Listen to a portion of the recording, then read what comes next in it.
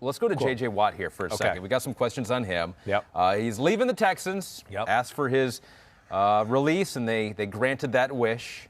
And so he's gone, and now he's going to pick a team. And he's tweeted that he needs some time to figure out where he wants to go. J.T. Wistrill says, what are the best scheme fits for J.J. Watt? So if you're looking out there and you're looking, what does J.J. Watt, the kind of player he is now, 31 years old, not old, but has had some injuries, obviously. What scheme fits him the best? Well, that's why originally when I first, tweeted out some teams and things like that, I always go to like the 3-4 base team. That's why I like the Tennessee Titans with Vrabel, who was in Houston, that kind of thing. J.J. Watt, he's not as dominant as he used to be. But I think the greatness of him really is he still can be disruptive, and he has still versatility in the defensive line. He could play defensive tackle or defensive end in the 4-3 or the 3-4 defensive end and have to read something and do anything like that and play, I got to stand you up and I got this gap and this gap. Okay, cool. So he can do that type of stuff. To me, that would be the thing that makes most sense. But really, honestly, he can play in any scheme. There's not really a scheme where I would go, even if he had to play in a normal 4-3, this is your one gap.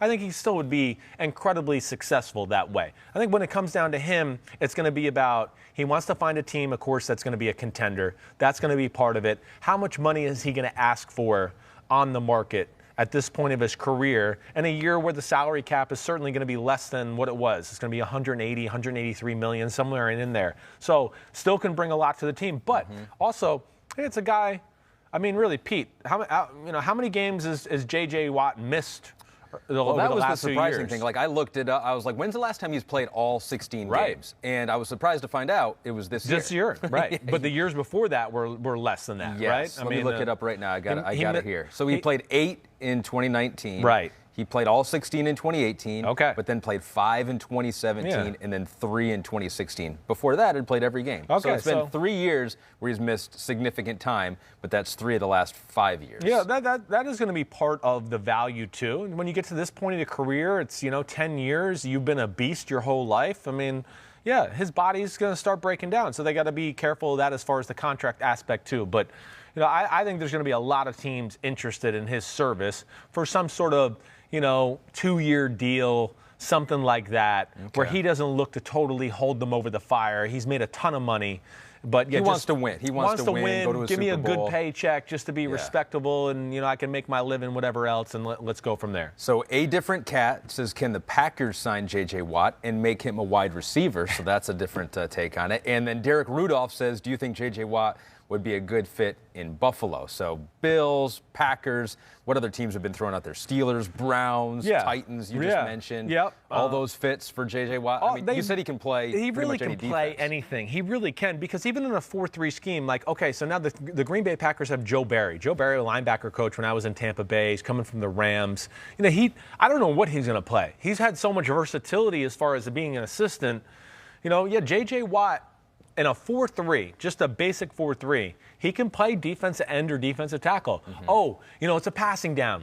Let's move him to D tackle. Now we get a mismatch on a guard. It's first down. Let's play him out of D end. Tight ends can't block him one-on-one and do that. So he's going to have value in all of those. And Buffalo, to me, that would be another spot.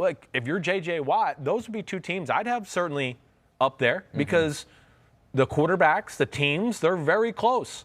And, of course, we know he's from Wisconsin and all that, but I would think both of those he can make work. It's going to come down to, it's different than Tom Brady last year, where Brady really didn't have his pick of where to go. He had to kind of take what was. He kind of had to shop himself a little bit. J.J. Watt, he's not going to ask for that, break the bank, right? And so he really can pick where he wants to go here. I think so. Who else am I missing, Pete, that I just, originally said? But, Tennessee, Pittsburgh. I don't think I originally said Buffalo, but that certainly would be a team that would throw that out there on the radar.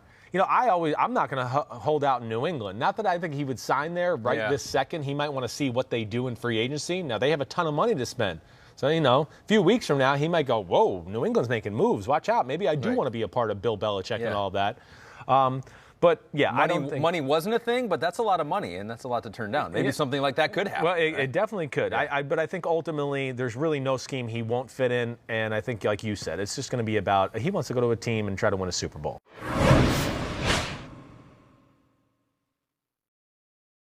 Hi, I'm Mike Tirico, and thanks for watching.